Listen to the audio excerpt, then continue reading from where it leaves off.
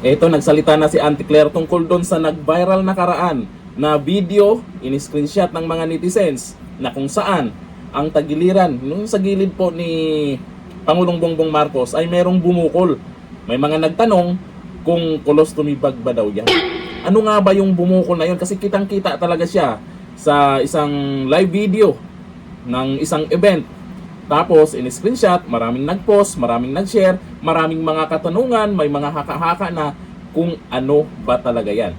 At eto namang si Attorney Harry Roque, nag-post din po, ang sabi, or ang tanong man ito tanong, ano ito?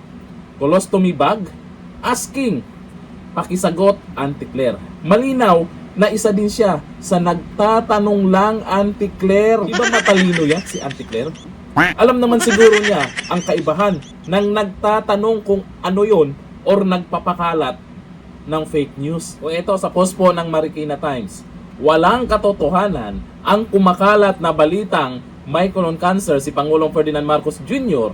Ito ang nilinaw ng Malacanang matapos kumalat ang issue, lalo na matapos mag-post ang dating presidential spokesperson na si Harry Roque ng screenshot mula sa isang public event at sabihing may suot umano ang Pangulo na colostomy bag.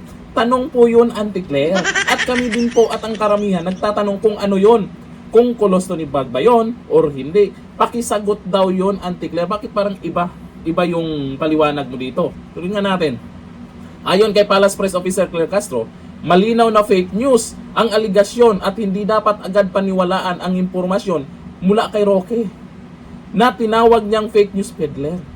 Makikita rin sa kabuuan ng video ng public event na maayos ang kalagayan ng Pangulo. Opo naman, wala namang nagsasabi na hindi maayos yung kalagayan niya sa video na yon.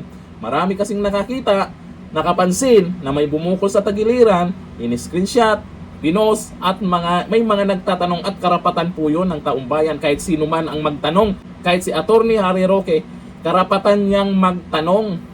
Auntie Claire, tanong po iyon na dapat mong sagutin pero iba yung pinagyayaw-yaw mo dyan. Makikita rin sa kabuuan ng video ng public event na maayos ang kalagayan ng Pangulo at itinaas pa niya ang kamay habang kumakaway sa publiko. Patunay na walang basihan ang ipinakalat ng larawan at kwento. Binigyan diin ng palasyo na ang ganitong maling impormasyon ay hindi lamang paninira sa Pangulo kundi maaaring makasira rin sa imahe ng gobyerno at nakakaepekto sa ekonomiya. Nanawagan ang Malacanang sa publiko na maging mapanuri, huwag magpaloko sa fake news at huwag bigyang pansin ang mga nagpapakalat ng maling impormasyon. Malinaw naman yung tanong ni Attorney Harry Roque, Auntie Claire. Ulitin ko, Auntie Claire, ang sabi lang po dito, ayon dito sa post ng Pilipinas Today at kumakalat naman na ito yung sinasabi din po ni Attorney Harry Roque. Ang sabi lang po dito, ano ito? Tanong yon. Unang tanong, colostomy bag? Pangalawang tanong, asking. Nilinaw niya na tanong yun. Pakisagot, Auntie Claire. Ganon. Maayos na tanong, Auntie Claire. Pero yung pinapalabas mo dito, pinapakalat daw na fake news. Kitang-kita naman, marami namang nakapanood sa live video na yon na meron nga talagang bumukol sa tagiliran. Kaya maraming nagtatanong, bakit nga ba maraming nagtatanong, Auntie Claire? Concern lang sa Pangulo. Concern lang kung bakit may nakabukol dyan sa tagiliran niya. Ano nga ba yan, Auntie Claire? Sinasabi mong nagpapakalat di umano ng fake news. Paano magiging fake news yung nagtatanong lang, Auntie Claire? Inaalam lang po ng mga netizens at si Attorney Harry Roque ay may karapatan ding magtanong para naman malaman ang totoong kalagayan ng Pangulo. Karapatan po namin yan, Auntie Claire.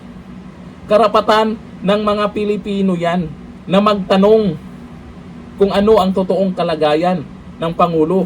Concern lang naman yung mga nagtatanong, Auntie Claire. Alam nga naman ikaw yung tanungin kung okay ka lang. Okay ka lang ba? Okay ka lang ba, Auntie Claire? O eto sa mga nag-comment Sabi ni John Bean Carmelotes, pakisagot na lang ng tanong, hindi yung kung ano-ano ang dahilan. Claire ha? Sabi ni Ali Salinas, pikon agad ang palengkera. Claire ha? Sagutin mo na lang at di ba dami mong alam? Sabi ni Nelson Monteliato, wala lang maisagot si Auntie Claire na tama.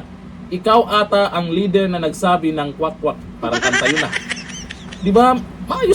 Maayos na tanong, sagutin din ng maayos. Kaya siguro, bawat labas mo sa social media or sa media, maraming tawang-tawa. O ngayon, eto sa pinagyayaw-yaw mo, puro na naman laugh react yung mga netizens dyan. At yung mga nag-comment, parang hindi mo raw nasagot yung mga katanungan. Puro palusot lamang. O eto na lang, magtanong na lang tayo sa mga netizens kung ano sa tingin nyo ang nakabukol sa tagiliran ng Pangulo. Comment tayo dyan. Hanggang dito lang. Thank you. Bye-bye.